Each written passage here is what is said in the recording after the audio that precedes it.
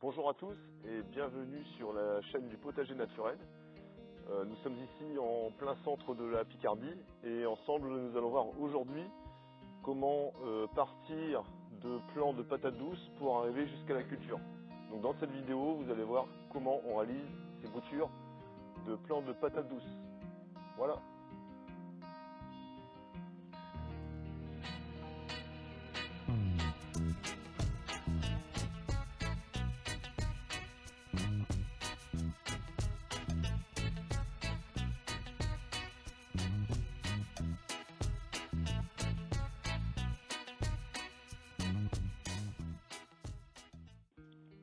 Alors comme je disais dans l'introduction, nous sommes ici en plein centre de la Picardie, donc c'est-à-dire un climat plutôt froid, océanique, mais plutôt qui a tendance à aller vers un climat continental. Et réaliser ici de la patate douce, ça reste quand même un beau défi. Et vous allez voir qu'il y a quand même plusieurs précautions à prendre. Moi pour ma part, c'est vraiment la première fois que j'essaie la patate douce. Je ne crois pas forcément à l'expression avoir la main verte. Pour moi ça n'a pas de sens. Quand on veut réussir une culture, quand on veut faire pousser une plante chez soi, il faut bien la connaître, il faut se renseigner sur elle. Et généralement la plante elle s'en sort très bien, ou le légume il s'en sort très bien, la graine elle va germer, ça va bien se passer. Il suffit juste de lui apporter les bonnes conditions. La première condition de réussite des boutures de patates douces sera la température. La patate douce est originaire des régions plutôt tropicales, subtropicales. Et pour bien développer ces boutures, il va lui falloir une température optimum entre 24 et 26 degrés.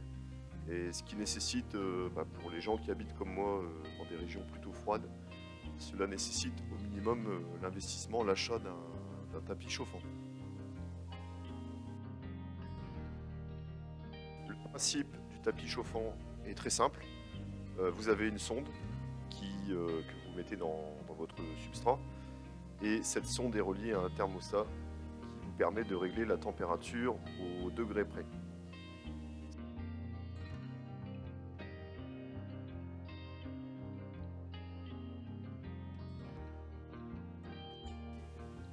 La deuxième condition sera la lumière.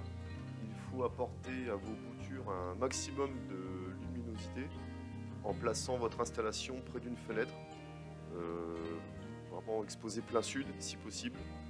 Et c'est d'autant plus vrai lorsque les boutures commenceront à apparaître. Au début c'est moins important, mais dès lors que vous commencez à avoir des feuilles, la lumière c'est primordial.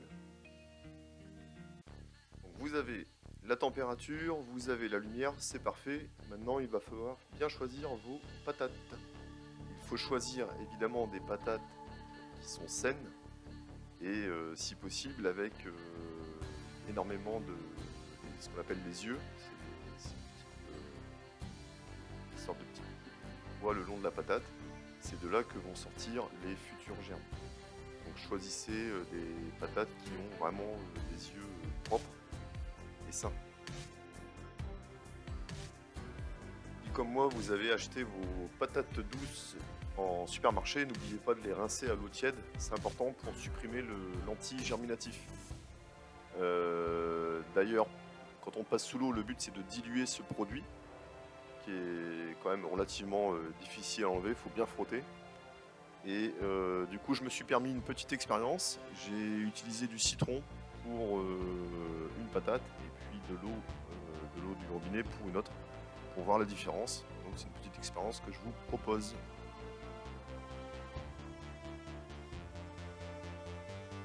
Les patates douces sont bien rincées, on les découpe en quartiers en faisant attention de ne pas abîmer les yeux.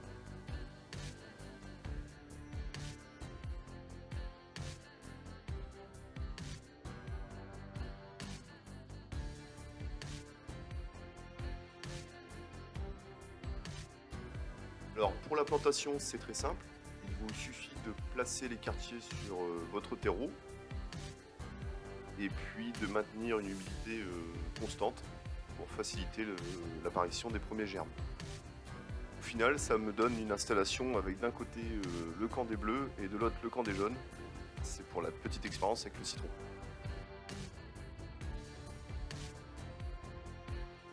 Je finis en recouvrant mes patates douces de terreau. Et puis après, l'arrosage fera le reste puisqu'il va découvrir de nouveau les patates douces. Vous voyez que l'habitude, on peut arroser très très vite.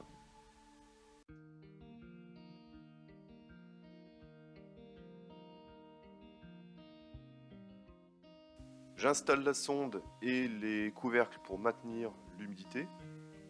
Et puis j'ai plus qu'à régler mon thermostat que je mets sur 25 degrés.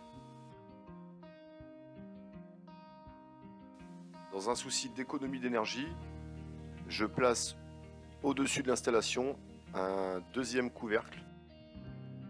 Concernant la consommation énergétique justement, je me suis prêté à un petit calcul et un tapis c'est à peu près 18 watts en consommation en pleine puissance.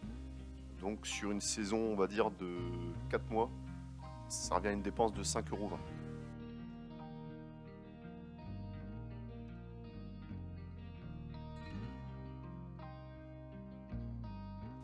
Après 12 jours, on aperçoit les premiers germes sortir, entre 1 et 3 cm.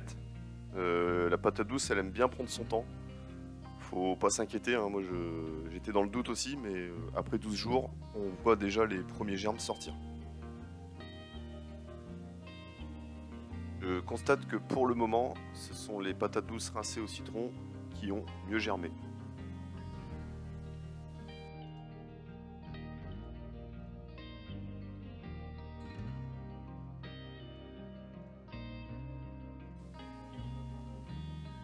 Dans la deuxième barquette, c'est un échec. Je pense que j'ai dû mettre peut-être un peu trop d'eau. En tout cas, bon, la patate douce, elle a complètement moisi, donc là, dans ces cas-là, il faut recommencer.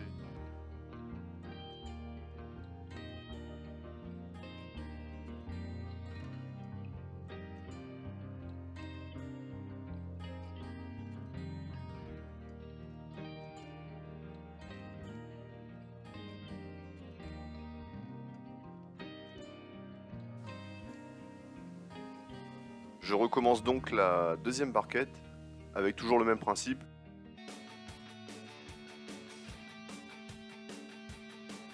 Merci à tous d'avoir suivi cette vidéo.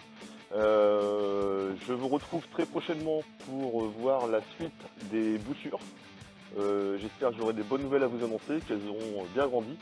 Je pense que d'ici 10 jours, je referai une vidéo sur l'évolution de ces patates douces. Voilà. Merci, à très bientôt. Bon jardinage à tous.